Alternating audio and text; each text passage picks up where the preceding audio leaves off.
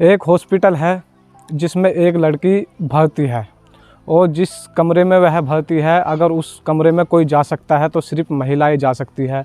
अगर भूले बिसरे कोई मर्द या पुरुष उस कमरे में चला जाता है तो जिस लड़की का इलाज चल रहा है वह लड़की डर जाती है और सहम जाती है और पुरुष जाति को देखकर इतनी तेज़ तेज़ उसकी सांसें चलने लगती है मानो कि उसका दम निकल जाएगा। जी हाँ, आखिर क्या है इस कहानी की पूरी सच्चाई और क्या हुआ है उस लड़की के साथ, चलिए जानते हैं हमारे इस वीडियो के माध्यम से। नमस्कार दोस्तों, मेरा नाम मनोहर है और आप देख रहे हैं मेजर क्राइम। महाराष्ट्र का एक शहर पुणे और पुणे का ही एक गांव पड़ता है जिसका नाम है बनवारी। बनवारी में दरअसल एक फैमिली रहा करती थी जिस फैमिली में 3 मेंबर थे, माँ बाप और उनकी लड़की। माँ बाप अक्सर काम हिल्ले के सिलसिले में बाहर जाया करते थे और एक नर्सरी में काम किया करते थे जिसमें पेड़ पौधे उगाए जाते हैं। और जो उनकी लड़की थी वह अक्सर पढ़ा करती थी और पढ़ने के साथ साथ घर का जो काम होता है उसमें भी अपना हाथ बटाया करती थी। एक दिन होता ऐसा है कि उसका एक दोस्त बाहर से मिलने को आता है, लेकिन वह उससे मिलने के लिए सीधे पहुंच जाती है रेलवे स्टेशन पर। रेलवे स्टेशन पर सुबह से शाम हो जाती है उस लड़की को बैठे बैठे, लेकिन उसका दोस्त नहीं आ पाता।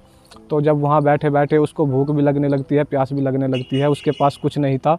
तो वहाँ से एक ऑटो रिक्शा गुजर रहा था। ऑटो रिक्शे वाला कहता है कि क्या हुआ, तुम यहाँ बैठी हो, इतनी रात को 10-11 बज रहे हैं, तुम यहाँ बैठी हो, तुम्हें डर नहीं लग रहा क्या? तो वह ऑटो रिक्शे से कहती है कि भैया मेरा एक दोस्त आने वाला है और वह नहीं आ पाया है।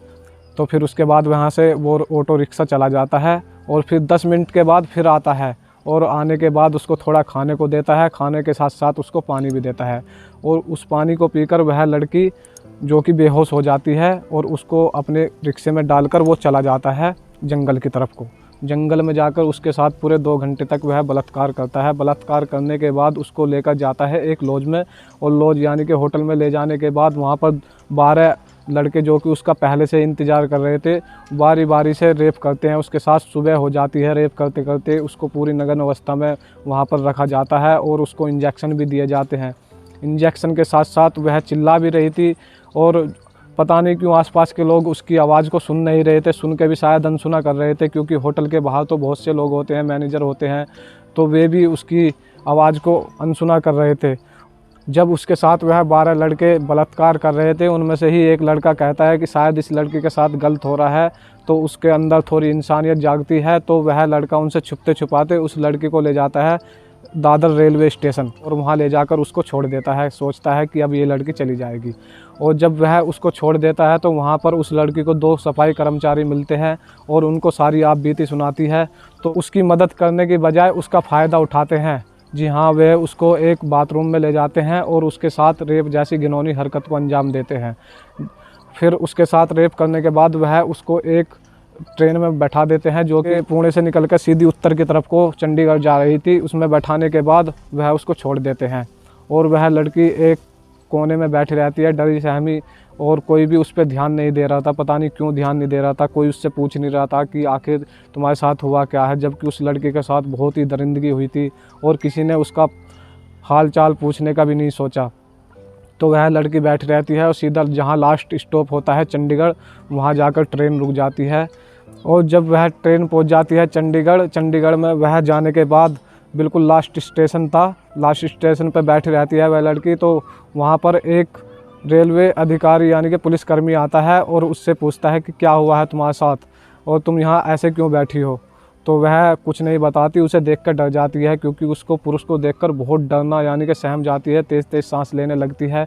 तो वह पुलिस अधिकारी CWC के मेंबर को बुलाता है, अधिकारियों को बुलाता है और सारी महिलाएं आती हैं। उनमें से एक महिला ऐसी होती है जो कि उसे अपने भरोसे में लेती है, उस लड़की का दिल जीत लेती है। दिल जीतने के बाद उससे पूछती है कि आखिर तुम्हारे साथ क्या हुआ है। और उधर जो लड़की के माँ बाप है, इस बात को पूरे 48 घंटे हो चुके हैं, वहाँ जाते हैं बनवारी थाने में, जाकर उसके गुमशुदगी की रिपोर्ट लिखाते हैं और लिखाने के बाद पुलिस भी उसको सर्च करने में लग जाती है लड़की को।